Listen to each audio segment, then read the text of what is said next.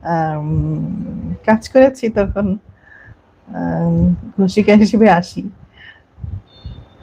তখন অনেক আগে। আমি ২০০০ সালে বিটিভিতে ১ম কাজ করি। ২০০০ সালে ১ম কাজ করি। তারপর আ উম ২-১ বছর কাজ করার পর তারপর নিউজে যখন অডিশন দিই নিউজে আমাকে নিচ্ছে না।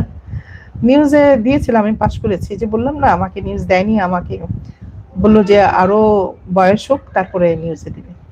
কিন্তু আমার খুব ইচ্ছা। তো তখন এটিএন শুরু হলো মাত্র। তো এটিএন এ তখন ওরকম অল্প বয়সী ওরকম ছেলে-মেয়েদের নিত। তখন আর বিটিভিতে নেয়নি আরো কারণ আমার ফেস তখন খুব ছিল। মানে আমি তখন একদম শুকনা, হ্যাংলা, পাতলা ছিলাম। হ্যাঁ? আর ক্যামেরা ফেস একদম পিচ্চি আসতো। হ্যাঁ? কিশোরী। তো যাই হোক